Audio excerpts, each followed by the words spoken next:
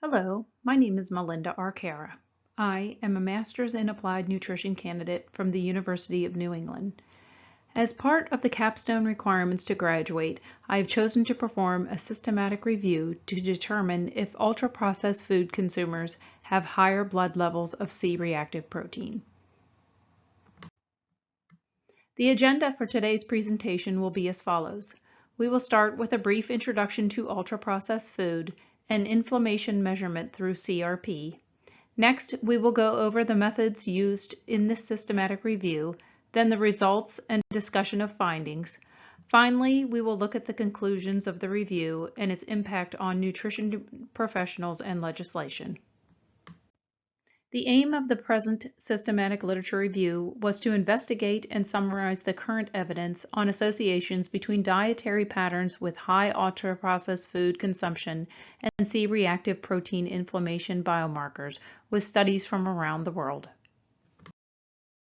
Obesity is a risk factor for preventable diseases such as heart disease, stroke, type 2 diabetes, and certain cancers, and has an estimated annual cost in the United States of more than $173 billion. According to the Center for Disease Control, obesity rates have increased from 30.5% to 41.9% in the last 20 years. Calories from ultra-processed foods is a huge contributor to weight gain as people are consuming less homemade foods and opting for more convenient ultra-processed foods. In the United States, NHANES survey data from 2017 to 2018 shows an increase in the consumption of ultra-processed foods in adults from 53.5% to 57%. Additional NHANES data of 13,802 U.S. adults determined that over a 10-year period, 51% of participants gained 5%, 36% gained 10% or more, and 16% gained 20%. These studies show that ultra-processed food consumption is increasing, as is weight gain. There are many diseases and disorders associated with ultra-processed food consumption. Matter of fact, there have been a multitude of systematic reviews completed that show the connection of ultra-processed food consumption to disease. Increased intake of ultra-processed food has also been shown to increase the risk of obesity, hypertension, and breast cancer, to name a few. For this systematic review, it is important to understand what ultra-processed food is and how it is categorized within the food system. The NOVA classification categorizes food according to the extent and purpose of food processing rather than in terms of nutrients. NOVA was developed when obesity in Brazilian adults went up from 7.5% in 2002 to 17.5% in 2013. Professor Monteiro from the University of Sao Paulo and his team researched their dietary patterns. They found that consumption of processed foods made people eat more and led to increased obesity and type 2 diabetes. The researchers also noticed an increase in the consumption of highly processed or ultra-processed, ready-to-eat, sugary, and packaged food products. After following this, the team developed the NOVA, which means new, food classification, which categorizes food into four groups based on the processing. Group 1 and Group 2 are considered the healthiest. Group 3 is derived from Group 1, and Group 4, ultra-processed foods, has been deemed the unhealthiest of the NOVA classified foods. The ultra-processed food group is high energy dense food that contains little or no real food and typically includes 5 or more ingredients. For consumers, they are convenient and attractive, and for manufacturers, they are profitable. When we talk about inflammation in the body, we test for C-reactive protein, abbreviated CRP. CRP is a protein made by the liver. The level of CRP increases when there is inflammation in the body. Blood testing for CRP has been used to track the progress of diseases such as cardiovascular disease, autoimmune disease, bacterial and viral infections, and chronic inflammation from obesity or metabolic syndrome. There are many causes of elevated CRP, including trauma, infectious or non-infectious acute and chronic conditions. Increased CRP has also been associated with general health issues, ranging from sleep disturbances to mental health conditions and periodontal disease. CRP can be reduced by anti-inflammatory drugs or a diet with anti-inflammatory properties. For example, a systematic review by Kiani determined that prediabetes responds more quickly to treatments that include nutraceuticals, which is defined as any product derived from food sources with extra health benefits along with its nutritional value. This prevents the development of disease and reduces some inflammation with fewer side effects than medication. The methods section of this systematic review, shown through this Prisma flow diagram, shows that studies were identified via 4 databases: PubMed, Medline, Scopus, and Embase, with studies published within the last 10 years. A total of 140 articles were identified, and at the conclusion of the evaluation process, 124 studies were eliminated and 16 studies were identified and included in the review.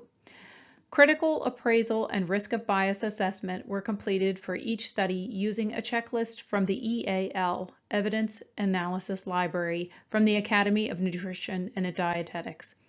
Based on the responses to the quality criteria checklist, none of the studies were deemed to be exceptionally strong and designated with a neutral rating. The 16 studies in this review included a total of 161,057 adults of both sexes. The sample size ranged from a minimum of 285 to a maximum of 62,965.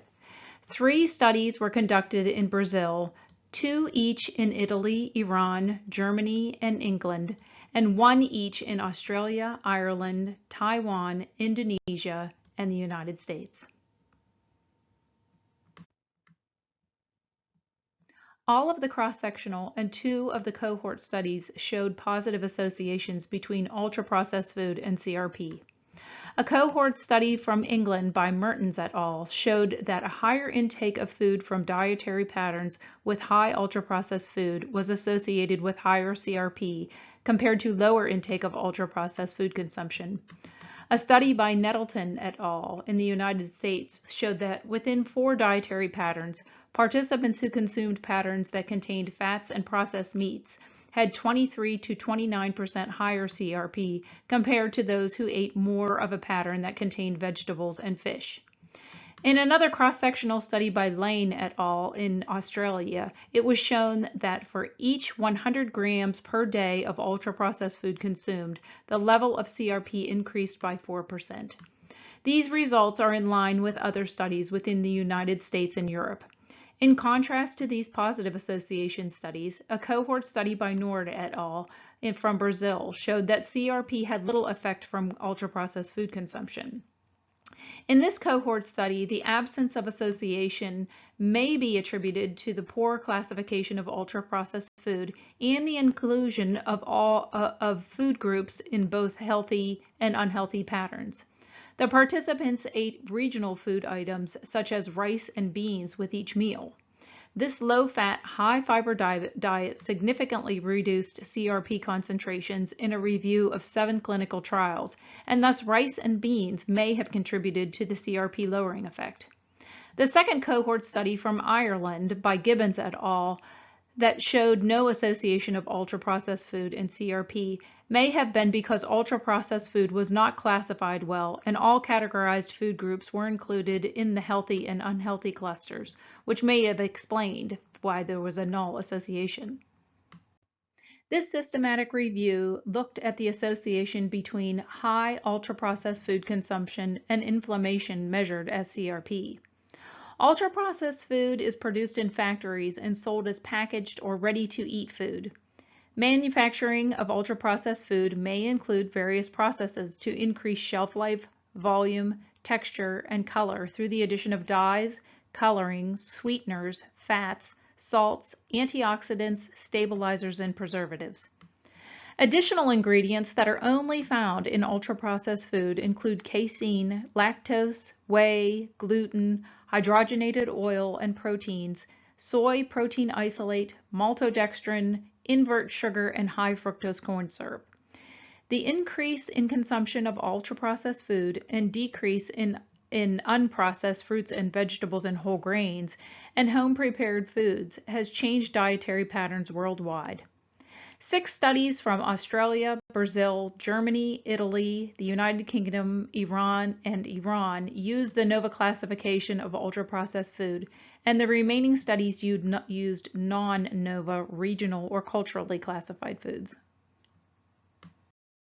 In conclusion, the present systematic review evaluated if ultra-processed food consumption increased C-reactive protein blood levels in adults who eat them. The results show that only observational studies have been reported to date, and they all examine the association in a cross-sectional or cohort manner. The presently available findings support a positive association between high ultra-processed food consumption and increased CRP, regardless of the definition of ultra-processed food in various countries. To confirm these associations, it is recommended that prospective studies be conducted to investigate dietary patterns of risk factors for changes in CRP over time. The results of this review highlight to policymakers the need to review definitions of ultra-processed food risk and to potentially create new labels and dietary guidelines to teach the public about the benefits of eating less ultra-processed foods. I'd like to thank you for taking the time to listen to my talk today. If you have any additional questions or would like to view other projects I've completed during my master's program, please view my ePortfolio or email me directly at glutenfreebb@gmail.com. Thank you and have a great day.